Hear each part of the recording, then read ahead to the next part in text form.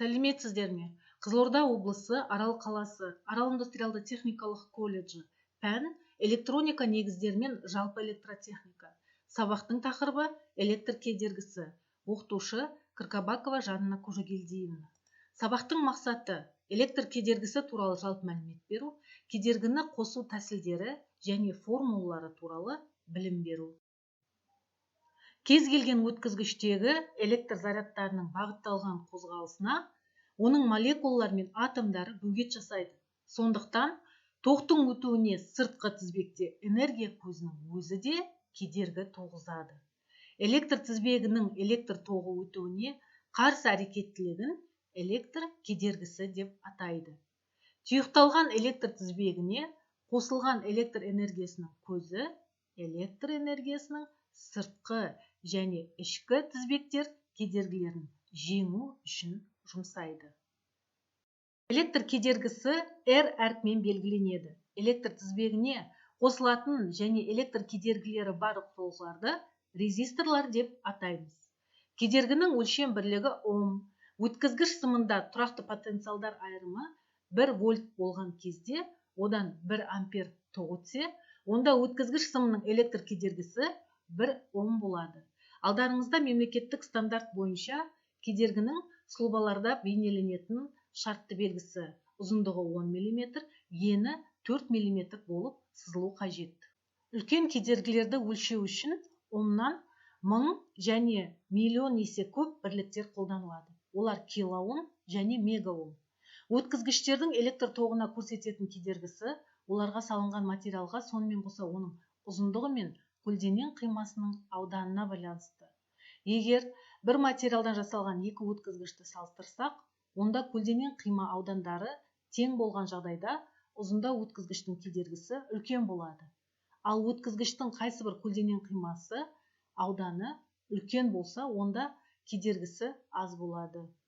Өткізгіш материалдың қасиетін бағалауға меншікті кедергі қолданылады. Меншікті кедергі ұзындығы 1 метр, көлденең қима ауданы 1 мм, өткізгіш сымның кедергісі. Өткізгіш кедергі температурасына тәуелді болады. Реттелетін кедергілерді реостат деп атайды. Реостаттар үлкен меншікті кедергілері бар сымдардан, мысалы нехромнан жасалынады. Реостаттар кедергісі біркелкі немесе сатылап өзгеруі мүмкін. Өткізгіштердің электр тоғын өткізу қабілеттілігі өткізгіштілікпен сипатталады және оның мәні кедергіге пропорционал болады. Өткізгіш материалының меншікті кедергісіне кері шама меншікті өткізгіштілік деп аталады. Электр тізбегінде әртүрлі кедергісі бар бірнеше энергия тұтынушылар болуы мүмкін. Алдарыңызда кедергіні қосу тәсілдері. Бірінші тізбектеп қосу, екінші қатарлап қосу және аралас қосу. Әрбір тұтынушының тұйықталған бір электр тізбегіне бірінен соң бірін тізіп қосуды тізбектеп қосу деп атаймыз.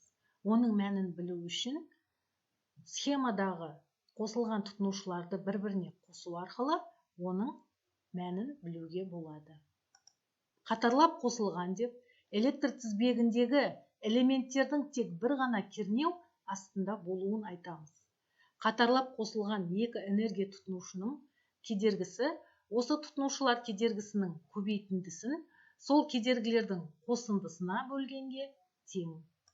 Егер электр тізбегінде бір-бірімен қатарлап қосылған кедергі басқа кедергілерге тізбектеліп жалғанса, онда оларды аралас қосу деп атаймыз.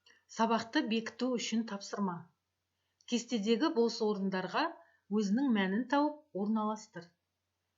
Сабақта өткен тақырып бойынша кедергілерді қосу тәсілдерін ата. Мысалы, бірінші аралас қосуды орналастырайық. Екінші қатарлап қосу. Қатарлап қосу сұлбасын орналастырайық. Өстіп әр ұяшыққа өзінің мәнін орналастыру арқылы білім алушы өзінің сабақтан өткен тақырып бойынша білімін тексеруге болады. Назарларыңызға рахмет.